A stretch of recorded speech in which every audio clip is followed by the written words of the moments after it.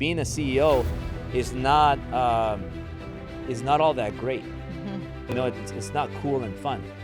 Like if you want to be a CEO for a big company, especially a company that is on its way to become a billion-dollar company or multi-billion-dollar company, being a CEO is a nightmare. Two influencers, they promised me to speak on their stage, and then they kept on giving me like, The runaround. the runaround. It's not this year, next year. Not this year, next year. Oh, but this and but excuses, bullshit. So I said, you know what? I'm committed to never coming to your events again, and I'm gonna come back and I'm gonna create my own event. Do not take anything personal and understand that it's business. Because when we have a lot of pressure, sometimes I'm like, look, dude, like just let me handle it. Pressure and is it's a privilege. It actually is, because most people live such a passive life, and that's why it's the same year after year after year after year. You have to challenge yourself. The higher level you get, you're able to deal with higher pressure and higher problems faster. So you don't worry about little shit. You don't worry about weenie problems. You focus on important things. And in the morning, like still knows. Like she's not allowed to talk to me till 8 in the morning.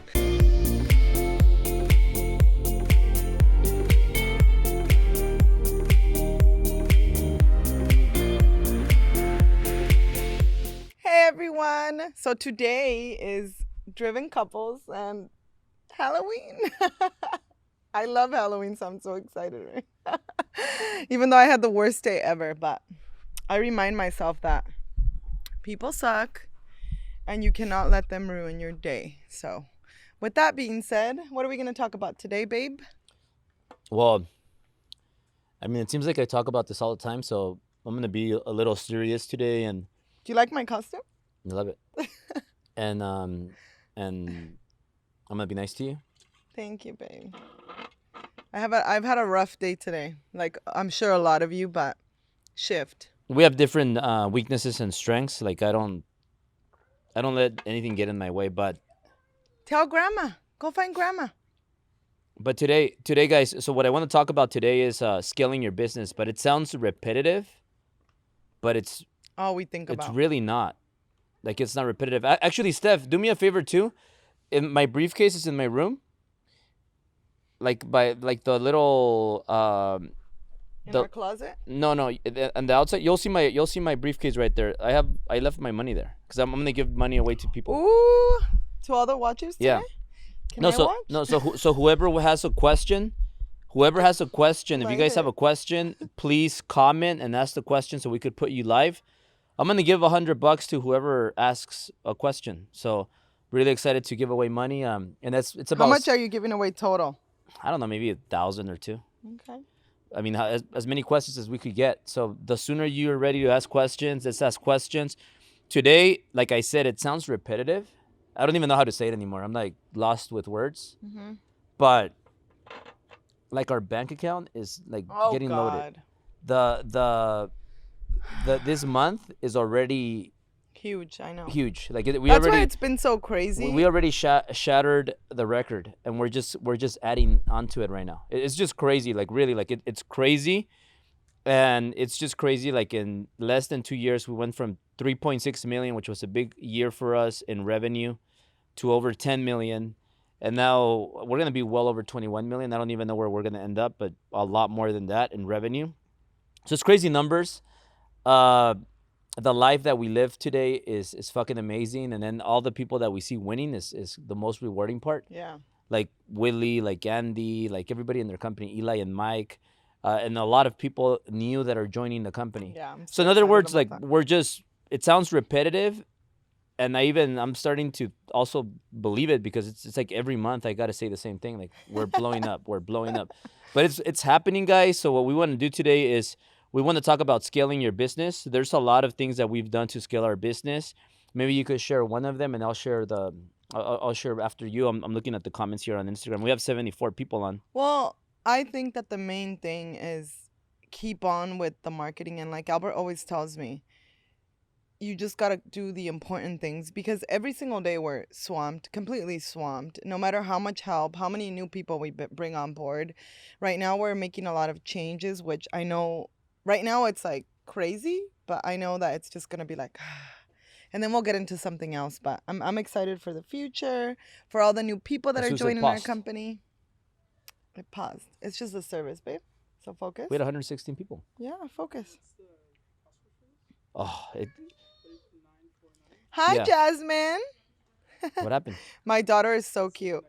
I love Halloween, by the way. That's why I'm dressed up, and it's it just back? my favorite. And this year has just been crazy, so I want to make sure we can.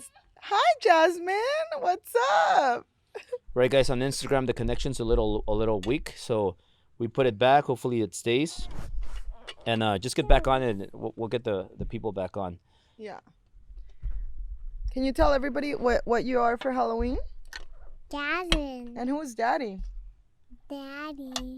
Who is he though? Aladdin. And who is Berlini gonna be? The little monkey. And who am I gonna be? You're gonna be The genie. the genie. She tried to get me to be the carpet. So rude. So rude. So let it say something, but just for those of you that are watching Instagram and on our Zoom, we have like one of the top things is bring it. One of the top things is experience. You know, like when you start a business, you need experience. You need experience. I have 2005 when I started in the mortgage industry, a lot of fraud going on. 2008, I lose everything. I become homeless, sleep in my Ford Explorer for 2 months. Then 2010, I joined another broker, and I'm there for 3 years. They have no culture, no vision. I move out, and I start my own company. What made me do good is I got a mentor that taught me sales, marketing, training, and systems. And there's a difference between systems and a difference between marketing and sales and marketing. What goes first, what goes next. So I'm gonna talk about all those things. And there's two reasons why companies go out of business. They grow too slow or they grow too fast. So I'm gonna talk about that. And then most importantly, once you start making money and you start growing fast, you gotta make sure you have the right systems and the right training. And then you want to take it to that next level, you got to find your innovative campaign. And then you have to recreate the innovative campaigns. But why doesn't Natalia share a little bit about Halloween and if you guys are happy? Okay, what do you want to say really quick? Because we're gonna let you go that way, so mommy and daddy could finish. Well, I want to stay with you. Okay, what do you want to say? I want to say something. Say something. I don't know what to say. That you like candy? Say. She doesn't want to say anything. Okay, so keep going, babe. Yeah, so Italia's and sales, see, like things for husbands and wives that are watching this. Like some of us husbands, like just do things that make them happy. Like I don't like wearing costumes. This is not my favorite outfit, but Italia wanted me to be Aladdin, so I promised her I would be Aladdin. And what did mommy want? And you to be? then mommy wanted me to dress up today for this driven couple. So I said, well, what the fuck? I'll just dress up and You asked be me, Aladdin. is that gonna make you happy? I'm like, absolutely. It really does. Are you taking my money? Okay, go inside with grandma. Hurry, sweetie. We have to finish this, okay? And then me and you are gonna go to the store. So run. The faster we finish, the faster we go to the store. Sure. Go ahead. That's a lot of money. Watch the cables. Watch the cables. Italia. Just one She more. just stole all the money, guys. Okay, sweetheart. One more. That's two. You have about $500 Whoa. there, girl. Yeah, that's like $700. All right, guys. Anyway. So the sooner you guys are ready to ask questions, I have here quite a bit of money to give away. So if you guys have questions, whoever asks a question, I'm gonna send you $100. So just be ready for questions. We want to answer as many questions as possible. We have about 10 grand here to give away. So I mean, as long as we have time for questions, we're gonna give it away. Each question, $100. So make sure you pick good business questions on scaling. And one thing that I'll start with, one thing that I want to start with is when you're gonna start a business, make sure that you have experience in that business, in that industry, or you partner up with somebody with the experience. Because you need experience. I didn't start a mortgage company with no lending mortgage experience. I was a loan officer for the longest. 2005, I'm about 21 years old. I started in the business, and I get all that experience. And one of the best experiences that helped me get to where I am today is that I failed, that I lost it all, and that I recovered. I didn't quit. I didn't stop. I recovered everything back times 100. So maybe more than 100. But it gives me that's the most valuable experience you could have. The trial and error, the experience. You need experience. You need the information, and then you have to apply it. You got to lose a little bit, and then you have to Win a like little bit. recover. I lost millions, I made millions, I lost millions again, and I got to the point where I became homeless. So what I want to do here today, my mission today for all of you is to help you avoid making those big mistakes, those huge mistakes, those $1 million mistakes. It's okay to fuck up a little bit, lose tens of thousands of dollars or maybe even $100,000. In business, it happens. You're always close to going out of business. You make mistakes, you deal with heart attacks. But I want to help you guys avoid making those big, huge mistakes that could kill you or put you out of business, which is kind of equal. So let's get started with questions. Steph, who's the first person that wants to ask a question? All right. Anthony Corolla, get on, man. Corona. What a last. Hey, what's going on, guys? Hi. How's it going? I love the costumes. Thank you. Thank you. I picked it very, very, very selectively. You're such a liar. So my question is, as a company, as an entrepreneur, business owner, when do you know you're ready to start scaling? When is the right time, and is there a wrong time? Yeah, well, the best time to start scaling is when you have your systems in place. So I made a mistake. Like one of my biggest mistakes that could have put me out of business. I fucked up really bad. But what helped me is that I had a lot of liquid. It wasn't necessarily liquid at the time, but I had an asset that turned into liquid. So I sold properties, and Sil was like, "Why are you selling properties?" And then I sold another one.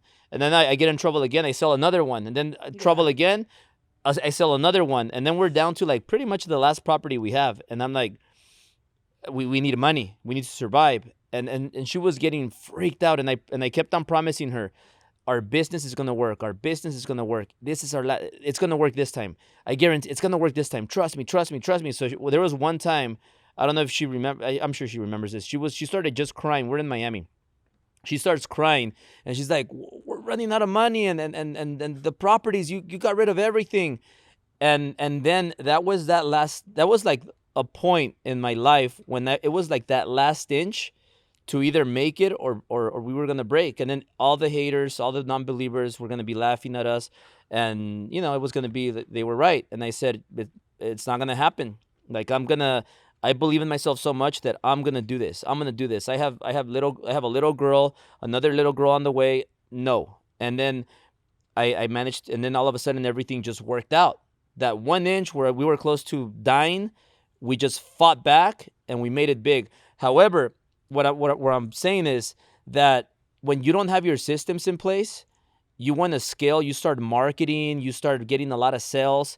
And then if you don't have your systems in place that it's going to run everything on autopilot, everybody knows their roles, everybody knows the how-tos, everything's running no matter if you're in there or not. You always have to come back and reinspect the business and kind of remind everybody of the vision. And that's another topic. But if you don't have your systems in place, if you don't know what systems are, if you don't have an operational manual for your business, like it's gonna be it's horrible idea to start marketing, getting a Ferrari, and doing all those things, because you're just gonna end up losing it all. And if you don't have savings, at least 3 years of savings, it's gonna be a big problem. You want to add So to that? when you say systems like operation manual, that's so that the business can run without you? Yes. And smoothly, as far as like what happens when this happens. This is a solution. Anybody can really pick up and take it from there. But I also think scaling, because there's no way you could be like, oh, I'm ready to scale now.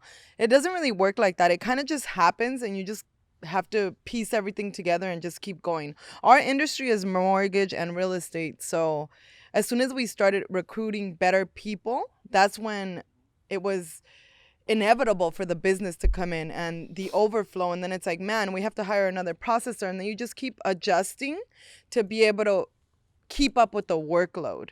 Like right now, we're in the process of hiring another processor just because the volume is so big. And that's when you start to kind of grow, when everybody's working around the clock. There's no way that more could be done. That's when you need another person, which is more horsepower, to allow you to expand.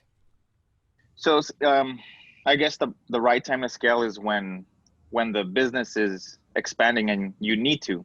Exactly. You shouldn't really scale up when you don't have the demand.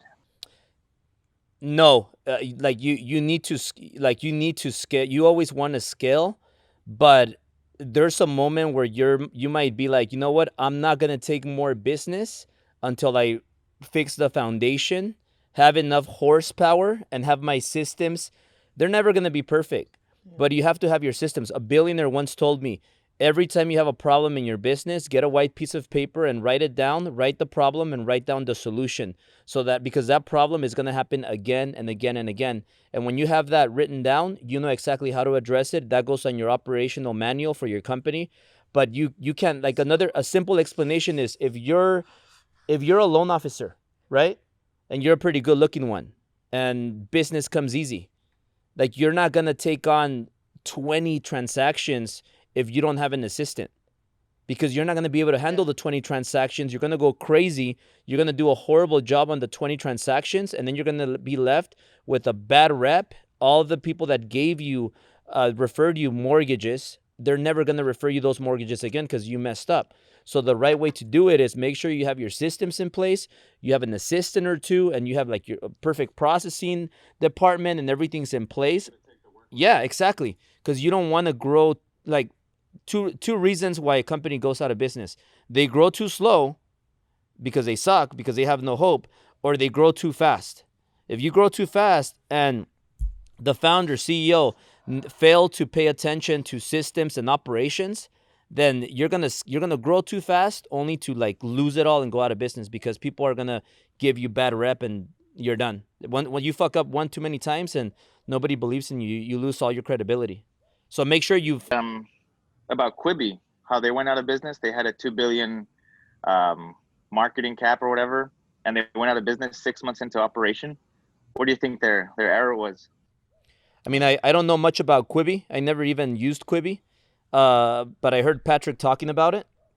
But what I feel that happened is that they grew too fast. Like, they grew too fast, and I think they got, I don't know much about them, so I don't know, but I think they grew too fast. If I have more details, I could probably analyze it better, but I think they grew too fast, and I think they got money from investors. Is that true? Do you know more about Quibi? Did they get money from investors? They, from what I read, is they had a lot of investors and they were just kind of throwing money at the problem, but it wasn't their product wasn't something that was needed, because there's Netflix, there's Hulu, there's all these other things, and they were kind of trying to replace YouTube, but YouTube didn't need replacing.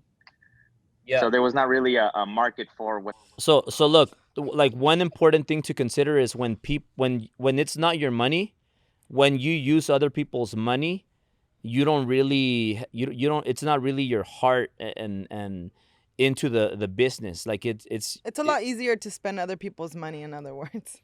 Yeah. So when you start a company, like, this is what I talk about a lot, and I think we could wrap it up with this one. But when there's a difference between a founder that started the business from scratch with his own money, as opposed to somebody that takes on a business that's already at 3 million from daddy. So, like, there's a lot of businesses that dad creates everything. He goes from 0 to 3 million, and then he hands it to the kid, and then the kid takes it from 3 million and grows it from there. There's a big difference. For me, based on my experience, I've always learned and been mentored from people that started businesses from scratch. I started a business from scratch, 4 businesses from scratch. So that's who I want to learn from, and I think there's a big difference. People disagree, people agree, but that's the way I see it. Okay, cool. Thank you. You're welcome. Awesome, brother. So make sure you send him $100. Make What? sure you send one. Yeah, we'll send you the $100. So that's $100. Italia just stole half of it. Did you guys see that? She's so funny. We'll gonna keep say it bye to one more Instagram. question, and we'll cancel But it. bye So to one last Instagram. question. So one more question. So who's the next question from Zoom?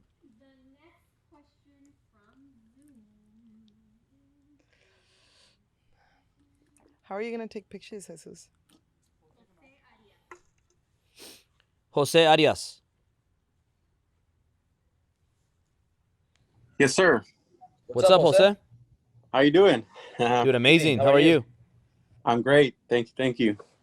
So I have a quick question.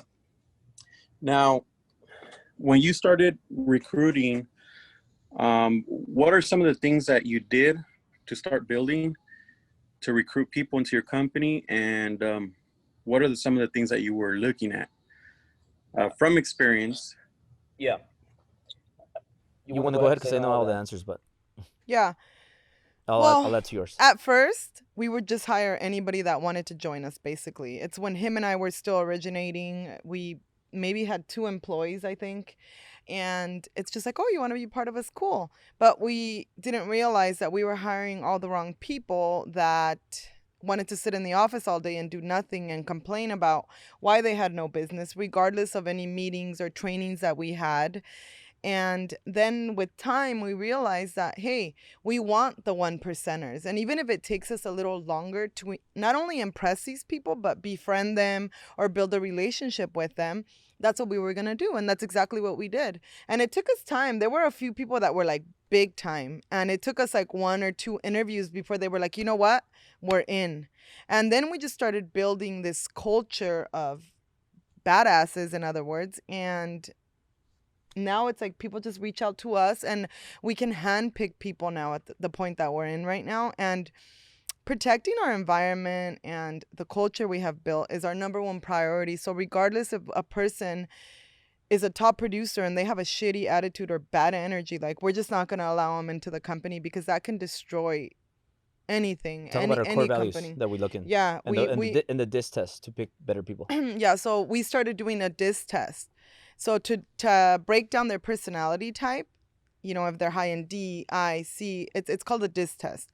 And that can help us understand the type of person that they are and how they react in a natural environment or, you know, under pressure. And he's like, so we're going to start doing this. I'm like, okay. So then we got our front desk girl and she sets it up before we even meet with the people. We look at the test and we kind of know what to expect. And then obviously being ethical, having a good attitude. What are the other two? Work ethic, Having loyalty, a strong work ethic, being loyal. It's really hard to find those qualities in people. I have a few other ones that I'm big about is integrity. Like, if you can't do the right thing when nobody's watching, you can't be the same person when nobody's watching. I don't want you around because there's no time in this world, in my personal opinion, to have shitty people around. People that are interested only when there's something in it for them, as opposed to just getting there every day, showing up, being the best that they can be, having a good attitude, because that is hard. Sometimes there's shitty people in the world that it's like, I almost feel bad for them, but sometimes we're not having the best day. And I'm just like, well, F you back. But now I'm just like, okay, I'm not going to let them get to me. You shouldn't let 5 minutes of someone's BS ruin your whole day. And I have to remind myself of that sometimes twice a day. I'm just like, okay, I'm just going to understand that people are people and it's not personal. It's just business. So what do you want to add to that? And guys, on Instagram, if you guys want to keep watching this, text that number. We're going to save it and we're going to disconnect from Instagram. Text that number. We'll send you the private link right now. But I have 2 things. So one of them is, how do you keep recruiting people? Yeah. You create a recruiting comp plan. But before that, like I like to recruit a woman. Like I love working with women. Even though it's the mortgage guys, we have a lot of mortgage girls, and like this month the girls are killing it. They're like dominating the guys. Yeah. And I like women. I like working with women because they don't have an ego problem. Yeah. They don't have an ego problem. And men are really difficult to deal with from man to man because they have huge egos, and the more powerful they are, the more ego they have.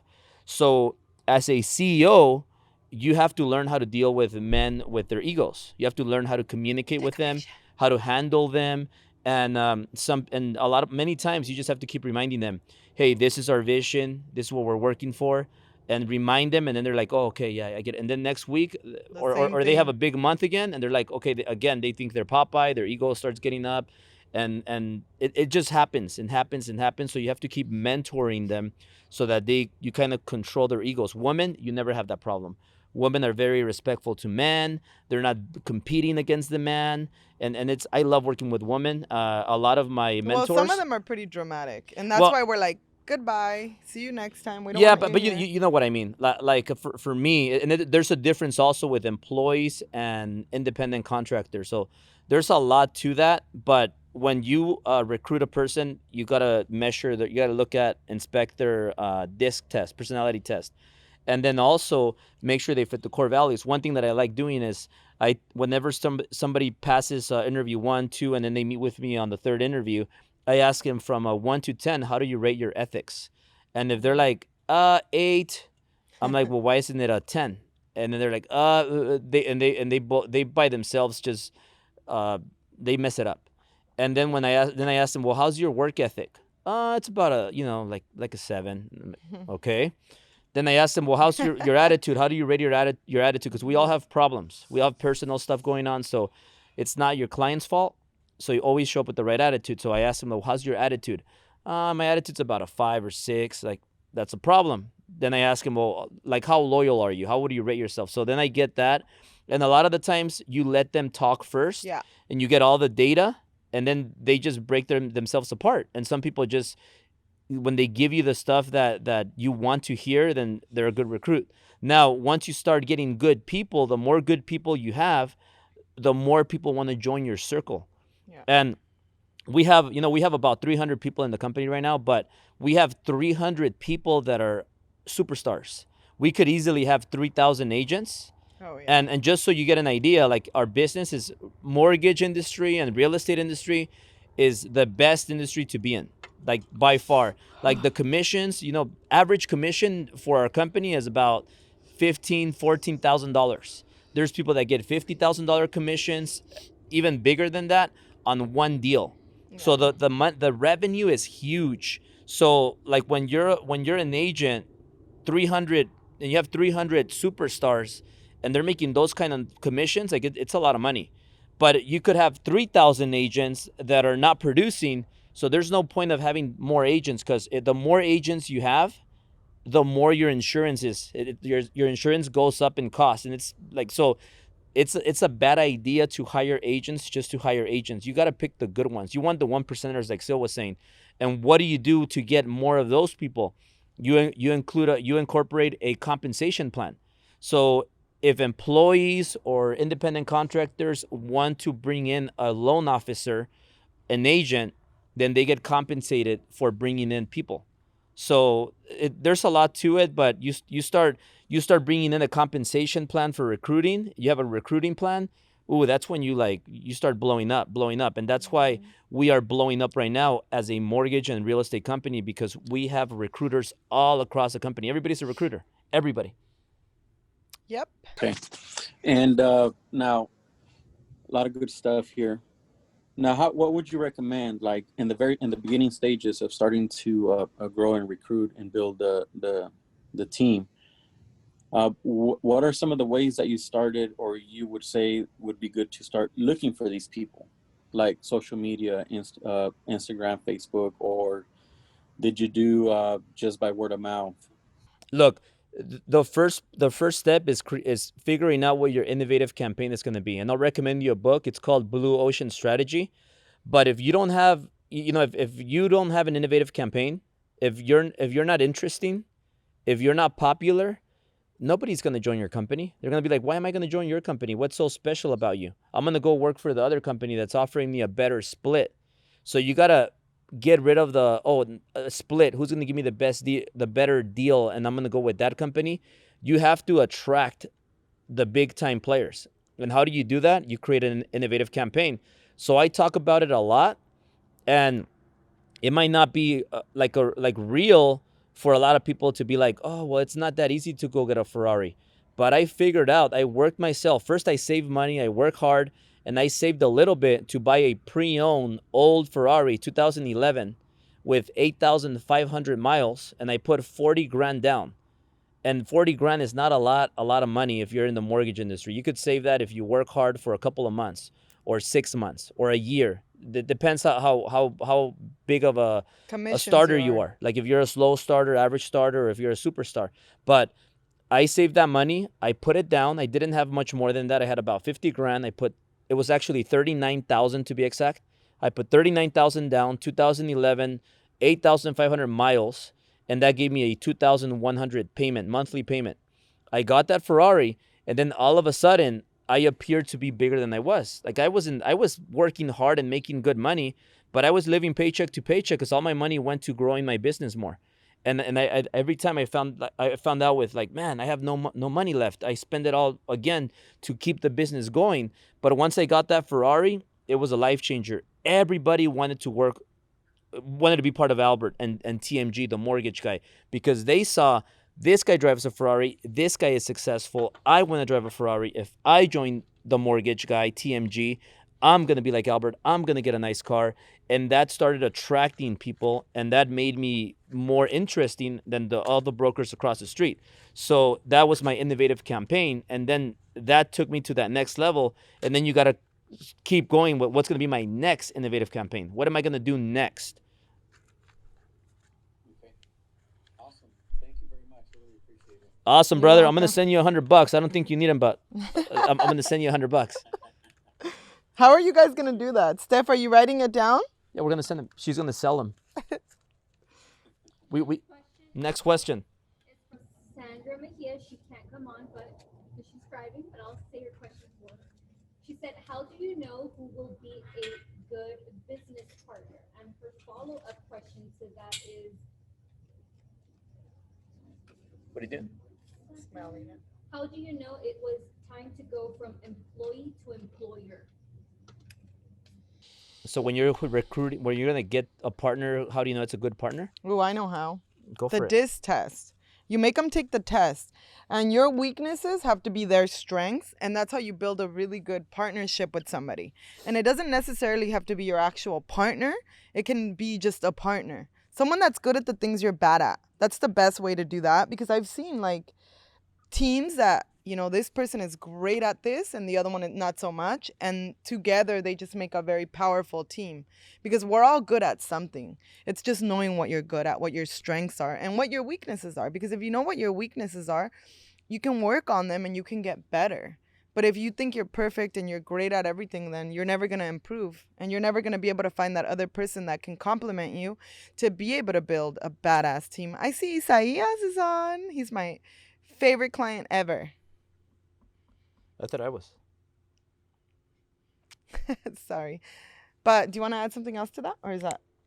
No, I mean, then there's a follow-up question, but for example, we all have different strengths. Like I can't do everything. Like you guys might see me and they're like, "Oh, Albert's a popular guy," but you guys have to realize that I can't do everything.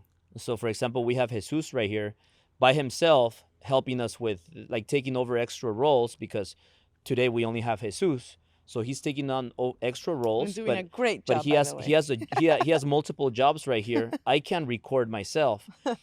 Also, when I talk about like my Driven Business Bootcamp, right?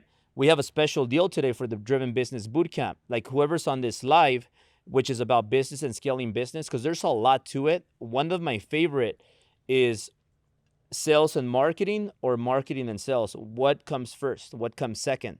So I can't go in depth with everything. I have a lot of data and a lot of results to share. Like I could share everything on how I got to where I am today, but it's a lot of information. It's gonna be two full days, a full weekend, and the highest price ticket is already sold out. Like the founder's ticket it's sold out. We don't have it. It's sold out the first weekend, the first 3 days. But we do have the affordable ticket. So if you guys want to go and you want a deal, and maybe you were waiting till the last minute and the ticket that you wanted sold out, or maybe you're starting a business and you don't have that much money, like start with the cheap ticket. That's how I started. But then that helped me get to the next level ticket and to the next level ticket. So the associate ticket, it's $1,000. Whoever's watching this right now, if you guys are serious about it, you guys want to do it, what I'm gonna do is you guys can get 50% off. So all you guys gotta do is reach out to Steph Tobar. She's right here in the background. I'm gonna do 50% off. This is just for the people that are watching this, but I'm giving you guys this is real, by the way, but I'm giving you an example. Like I can tell you what it's about. I could give you the information, but I can't follow up and do the sales. So for example, if you're like Jomar, or if you're like Alpha Slice Mo that's watching right here, you're going to put out the information, but you need a team to help you. You need a team that's going to help you with the marketing side, filming, all that. A follow-up person that's going to help you buy your ticket And then also, I get there, I speak and everything, but I need somebody to help me plan, organize, and make sure everything's set up so that I could get there and perform. My wife is incredible at that. She's a great party planner, organizer, and operations girl. So everybody has their roles. And that's why you can't hire somebody that's just like you as a partner. You need a partner that's great at the things you suck at. 100%. What's the follow-up question?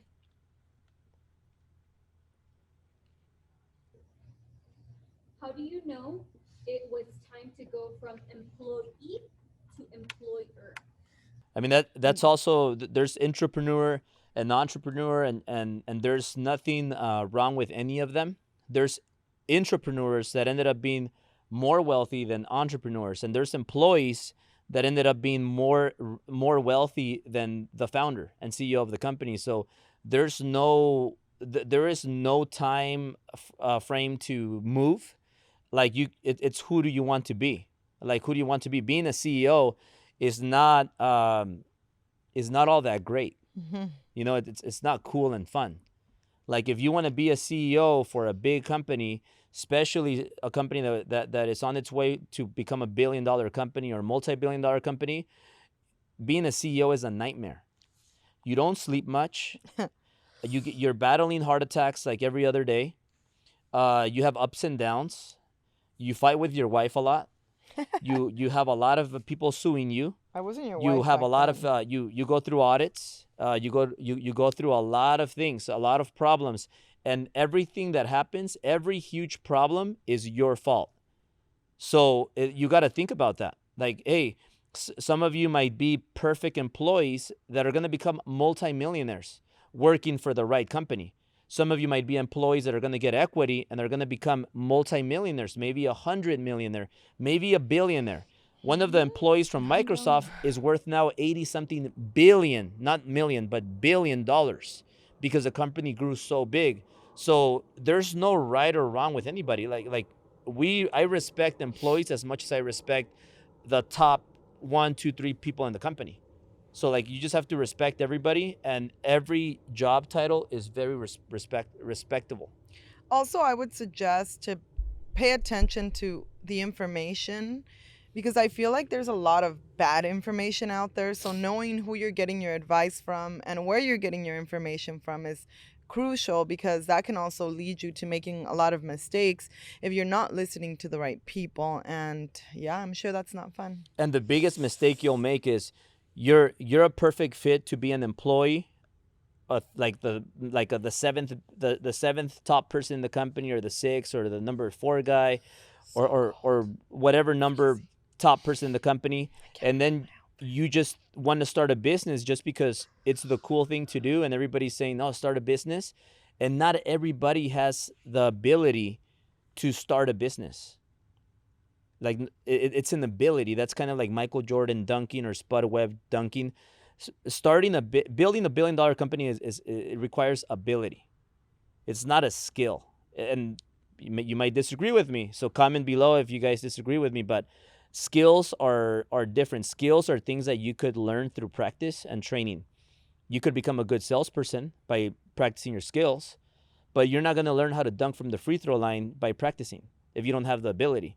When you start a company and you grow it, you might grow it a little bit, but to grow it to $1 billion, it requires ability. You know, it's something you have. Like all these crazies, like Mark Zuckerberg that created Facebook. It's ability. Like that guy's a weird guy with the ability. Microsoft, Bill Gates. Some of you might not like him, but he created Microsoft. Steve Jobs. Those are just weird individuals. So you got to know who you are, and you got to decide who do you want to be. But sometimes you got to realize, wait, I might not be this person. I might not be fit to be this person, but I could be this person. I could be this position. So all that comes through going through self-improvement, going through events, business events, and having a mentor, learning from somebody that has the experience. You pay for the experience. So hopefully that helps. Make sure you keep track of all the money that we're going to give away. Victor Andrade. Hey, what's up, Albert? What's up, Sil? So this question goes either to you guys, either one, whoever wants to answer. You guys talked about company culture and also like also like when somebody else like builds a business with other person's people's money, it doesn't they don't really put in their soul in it. What do you think are some key principles or fundamental things to put in the business from the beginning to make sure that the business um, doesn't really distill itself in the future? Like, so like, I don't know if it's mission statements or some kind of system, core values. What are some important things to implement into the business from the beginning to have a stable base?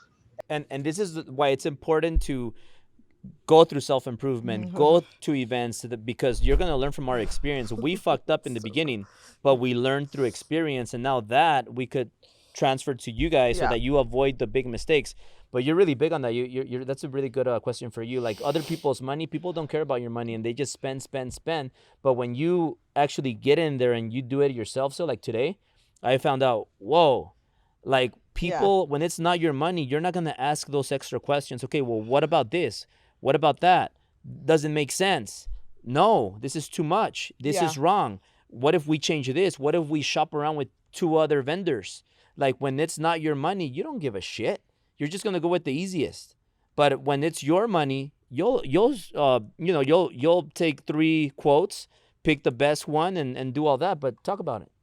yeah. We Like found some interesting things today with something that somebody else was handling, and I was just like, "That's wonderful to know that it was just such a half-assed job because it ain't your money." And it's so sad because the way you do one thing is the way you do everything, and if you can't ask an extra question, regardless of if it's your business, your money or not, like that just shows the kind of person you are. And again, to each his own, but I like nothing but amazing people around me. And I just can't hang with people that are average or careless. Or I'm like, if I can go the extra 2 miles, you can go like a half a mile longer. You really can, but having a mission statement is important, and there's nothing more important, in my opinion, at least not in our industry, than customer service. And that's obviously in every business, because think about it, the experience of your customer, your shopper, whatever it is that you do, is the most important thing, because they're going to go and tell all their friends, and that's the best kind of marketing. It's word of mouth, referrals.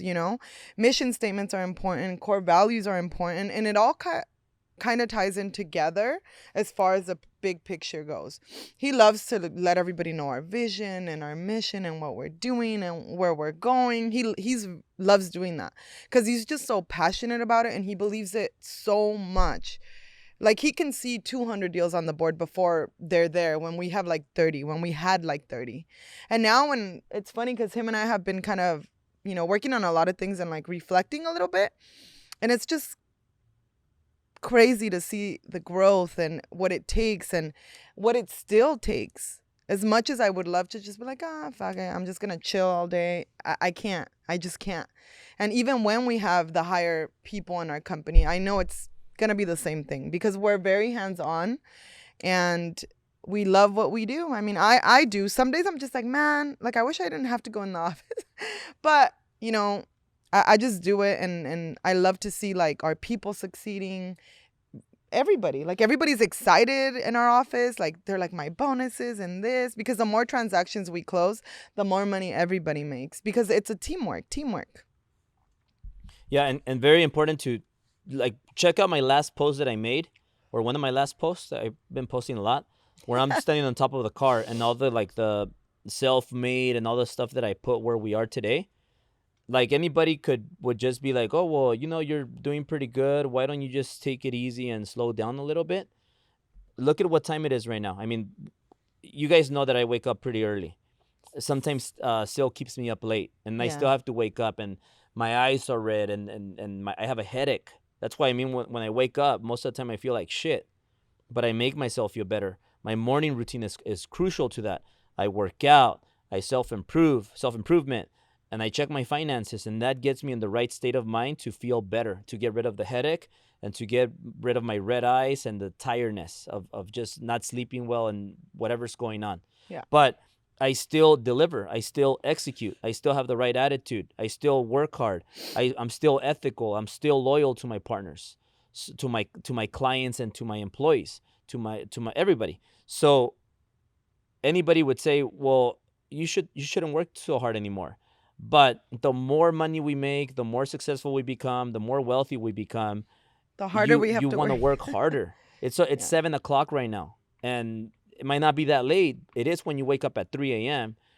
And we shouldn't. Why are we doing this? After this, we got to jump on another call. So why are you doing this? Because it's momentum, and I understand how important momentum is. When you have so much momentum, okay, like mentioned again, my boy here, Alpha Slice, he's making $300,000 a month now. And is he slowing down? Is he saying, you know what, I'm going to work an hour less? He's probably like, I'm going to work 30 minutes more, like 30 minutes, 45 minutes more. I'm going to push a little harder, because once you lose this momentum, it's Getting very, it back it's very is hard to get hard. it back. It's kind of like you have your prize woman, and she trusts we you go. like deeply. You know, she lets you have it every night, different positions, give or take. And you fuck up once, you cheat on her, she catches you. It's very hard to get her trust back. Yeah. It's just like in business, momentum. You lose that momentum, you get a little lazy, you get a little complacent, and whoever's right behind you, they pass you, and it's going to be almost impossible to catch them back. You're winning the race, you're driving your Lambo, and then you mess up, you don't pay attention, and you get in a little accident, you roll to the side, and the Ferrari passes you. And it's no matter how fast your car is, it's going to be hard for you to recover, get back on the track, and catch him. Now they have the momentum. So it's going to be impossible. It's almost impossible to get it back. So we understand that momentum is important. So guess what? We go on trips, we still work. Like we can't lose this momentum. Very, very important. And also, if you're hiring, if you're thinking about this, a good example, would you rather have 50 employees that you pay $50,000 a year, or would you rather have 25 employees that you pay $100,000 a year? Who do you want? You want quality. You want less people but quality. Yeah. Because those 50 employees that you're paying 50 grand, they're average, and they're gonna give you average work, or sometimes like worse than average. You're gonna have to go there and correct everything. It's gonna give you double the work, and you're paying 50 different people.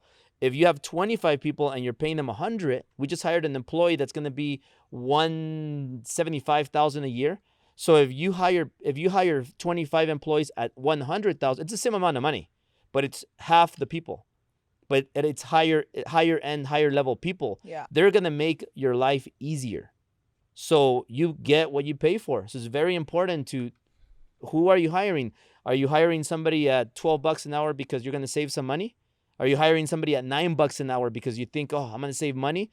Those people are gonna give you $9 an hour work jobs. Yeah. So you gotta watch. You gotta pick quality.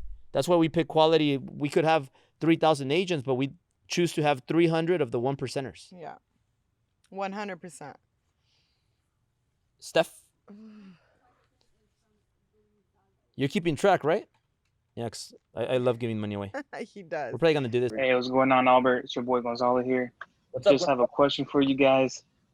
So when you were starting off, I know you talked about how you were thinking about, because you went to these self-improvement events, but you were saying that you weren't getting anything from it, or that it was just not for you, so you decided to do Driven on your own. So when you were doing Driven, well, how did you come up with the word Driven, or how did you like find the word, pretty much, like, because that word is motivational to me, like it hits me home.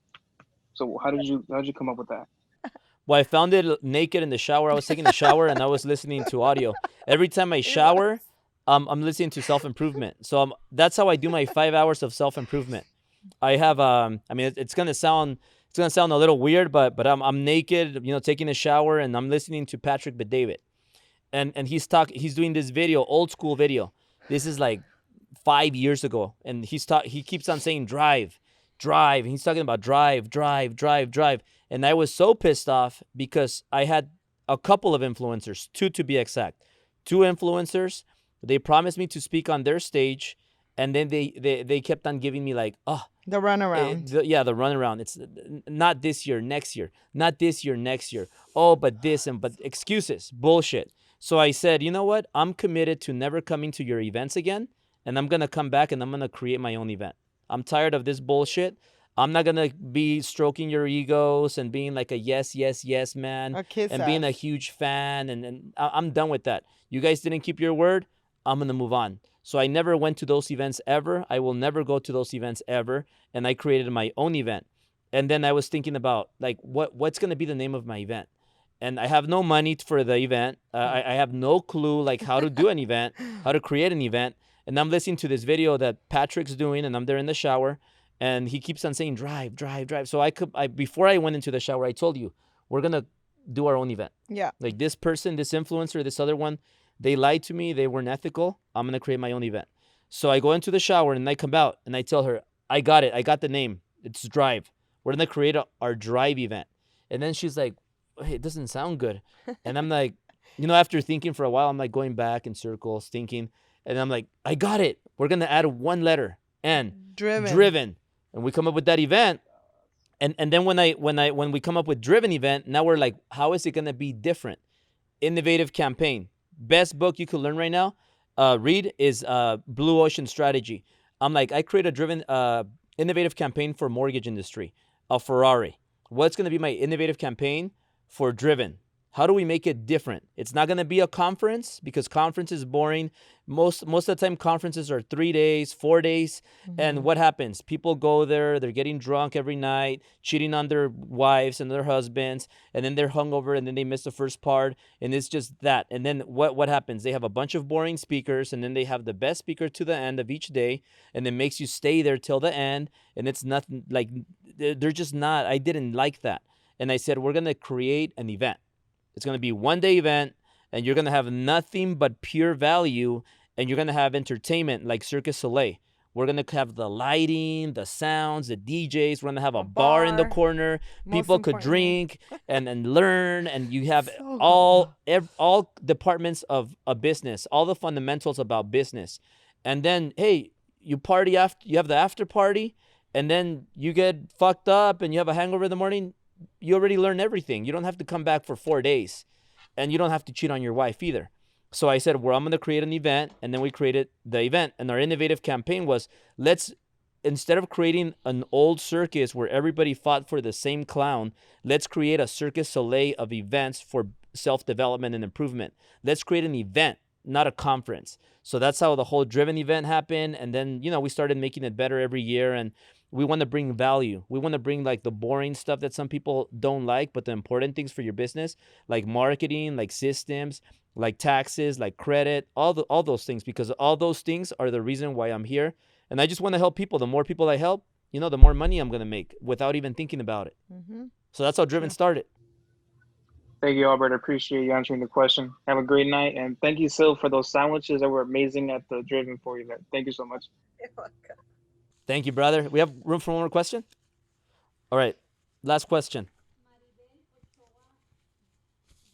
Maribel. Don't be shy. Come on. It's going to be $50 then.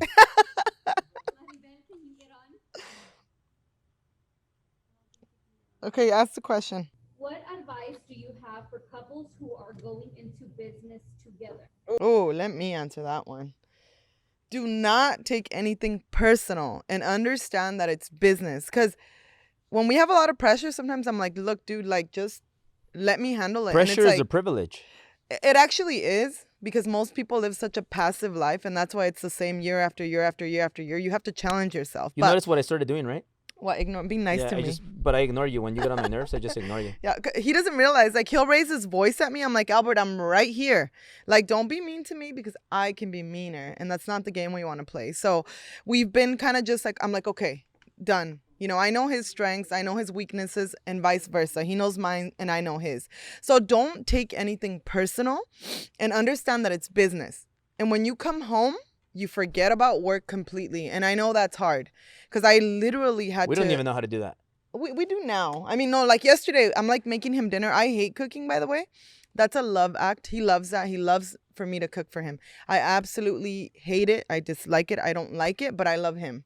I love him and I'll do anything for him, even if he's on my last nerve, whatever. So I'm like cooking and I'm like talking about this and that. And he's like, "Sil, okay, that's enough." He's like, "Let's not talk about work anymore." He said, "I want my wife and my kids right now."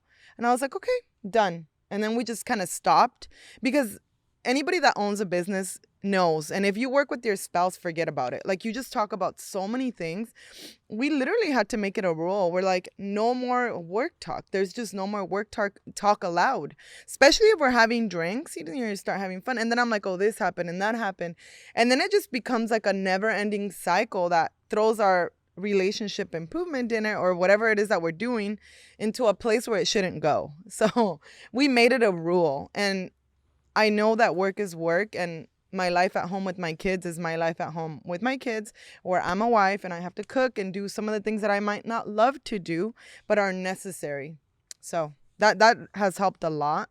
And now I'm just like, oh, whatever. I kind of brush things off and I'm just like over it instead of like picking a fight or whatnot. What do you think? But you also get better. Like the more you grow, see, come. the more you self-improve. It's very important, self-improvement, guys. Like you guys have to take advantage of the associate ticket. It's 50% off only for right now. And I'm just doing this because today's a business episode. So make sure you send me a DM. You can send me a DM on Instagram or DM or message at Steph right now. But send me a DM. That's probably the easiest way. Just send me a DM. I'm gonna be on my DMs right now after this call. But the higher level you get, you're able to deal with higher pressure and higher problems faster. So you don't worry about little shit. You don't worry about weenie problems. You focus on important things. And in the morning, like Sil knows, like I she's not allowed to talk to me till 8 in the morning. She comes to me and she's asking me like just the most, stupid questions. That's what he thinks because he doesn't realize they're priority. That are not priorities, that are not important. And I tell her, you know what? You can't talk to me till 8 a.m. Like I'm handling all my important things. And I don't move from my important things. I focus on finishing all my veggies, which are important things. I always say this. Veggies are things that taste bad but give you the best results. So I always handle my important things. And if I could complete 4 important tasks by 8 a.m., I'm going to have an amazing day. Because remember, once 9 o'clock happens, it's all about reacting. People wake up. All the lazies wake up and they're like messaging you, emailing you, calling you, complaining. And now you have to fix problems here, there. But when you're up at 3 and you complete so many things by 8 in the morning, nobody bugs you. If you have kids, your kids are sleeping for the most part. And you finish so many things with no interruptions. And then I tell Sil, like at 8 p.m., why are we talking about business? It's like we're drunk. Like even if you're not drinking, you're drunk. You've been awake since 3, 4, 5 in the morning. There is no way you're going to come up with the best strategies and the best business innovative campaigns at 8 p.m. when you've been awake for 18, 19 hours. Like save that for the morning time. Save that when you're fresh. So in the nights, I don't want to make any business decisions. So why are we going to talk about it? So, we have different strengths. So like, she'll correct me with things that I'm bad at, and I'll correct her with things that she's bad at. So we help each other. Yeah. And then we have great sex. Yeah. He's trying to get me pregnant again. Just kidding. We got room for one last one? Baby? Well, pick a good one. I feel like giving away another 100.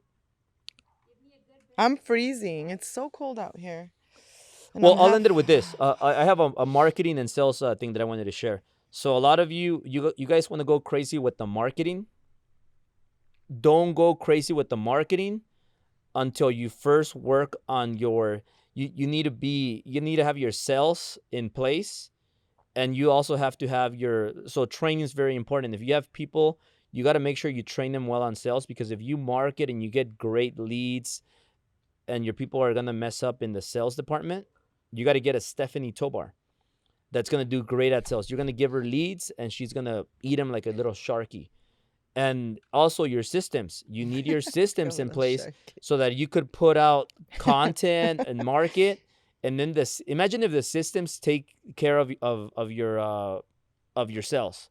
Like some of you guys, like for example, Mohammed here, Alpha Slice, he puts out like content, and then he has like a system that's already automatic, like that's running all the time, running. And wherever, like right now during this Zoom call, you probably got a few sales already. Just that happened. So I don't know how many. Maybe you could throw a 5 or a 10 or whatever. But he probably already got a bucks during the last hour. How many? $1,000. Nice. and that's what you want. So let's end it with you, Alpha. Why don't you share a little bit of what you do? Like how did you create this system where you just market, and then you have this system that gets all the sales for you? Yeah, so what I do, I sell courses online. So I have my ads running on social media. People click on a link, they go to an automated webinar, which is like a fake live. And then, I handle all objections in the chat, which is a fake chat. There's a lot of strategies to the webinar, but all of it is automated. People think it's live. And then I give them a button to buy 2 hours into the webinar. And then the rest of the webinar, I'm just, giving them testimonies and just selling them more on the dream. But they click, they buy. I provide my phone number and my email if they have questions. Sometimes they just want clarification on this or that. So they text me. I've never picked up the phone. I've never picked up the phone in the last 2 years. All I do is I send text messages. I've got my brother and my brother-in-law back home, helping with like copy and paste and stuff like that. And I'm just living the dream, man. I've got my Rari, I've got my Lambo, cruising through Miami. And dude, it's a dream. But as you said, like now I'm getting ready to scale. I'm getting ready to hire an assistant. So everything that you're saying, dude, is just like gold to me. And I'm just gonna put those in place. Now I have my sales, my system, my marketing nailed to the T. All I'm gonna do is spend more money on marketing and have an assistant to handle customer service. So I'm gonna have another like Steph Tobar right here. Yeah. He's gonna sit in the office and he's gonna be a killer, man. Boom, boom, boom, boom. And I'm gonna scale this bitch to $1 million a month. No. Yeah. I mean, how much did he do last month? I did 305,000. Wow. What about this month? I mean, I would say like maybe a couple of thousand more than last month. That's awesome, man. That's awesome. And I'll give you another advice. Now that you're in Miami and you're driving Lambos and Ferraris, I already know what you're right gonna on say. right on Ocean Drive, a lot of hot babes over there. So that you're gonna have, and they love money and exotic cars. So that's gonna be challenging. Another challenge, I think. But taking my commitment level to another level, and I've got a 5th one on the way, dude. What? Wow. You're lying. I can barely handle 2 kids. Yeah, I know. We've got number 5 on the way. Wow, hey, congrats. well, congratulations, man. Really, really happy for you. And we love you. See you in Miami. You're like, yeah, we're gonna be in Miami really pretty soon. Yeah. We're gonna go to Puerto Rico, but we want to stop in Miami for one day, just to like just to say hi to our friends and maybe take Italia to Disney World. What is it? Disney World. Yeah. Yeah, Disney World on their way to Puerto Rico or on their way back. We'll probably be there for a few days because I love Miami, and Fontainebleau has the best frozes ever. They're so good. So we'll stay in Orlando one day for Disney World, and then we'll go to Miami for one day, and then we'll be in Puerto Rico. We'll come back to work. But we'll work from there anyways. But very important, guys, what he said, it was a perfect way to end this. Remember, before you start marketing, make sure you have something in place to capture the sales, or else you're going to spend money on marketing and you don't have anything set in place to capture sales, whether it's automated or whether it's a salesperson. You need to have somebody. It's like doing a live and talking for an hour and giving so much information and everything, and then you don't have anybody to follow up. Like you just wasted an hour that you could have been with your daughter, with your son, or with your dad, or with your mom. Or with your wife. Yeah, with your wife. Having some great sex. So if you're going to be there for an hour and you're going to give so much value and you're going to talk about your business, your product, make sure you have something in place to capture the sales. So having said that, guys, really appreciate all of you. We'll be back next Wednesday. Hi, Alan Sil. Hey. I just wanted to pop in real quick. I'm on day 16. Woo! I see you, Awesome. girl. I see you. Appreciate See you soon for I'll see you soon. dinner. Well, Are you coming to our Halloween party? I'm not. My brother's coming in from Seattle, and I haven't seen him in 10 years, so I'm going to hang out with him for the weekend. Bring him. Be like, hey. He's an old dud. We might just be a little too crazy for him. yeah. We'll see you next week. We're gonna have mermaids, goblins, dancers. But definitely, I'm super excited. I can't wait until we market the shit out of our escrow company. Yay! For sure. All right, guys. Have a good night. Mwah. Have a good night. We'll see you guys next Wednesday. Happy Halloween.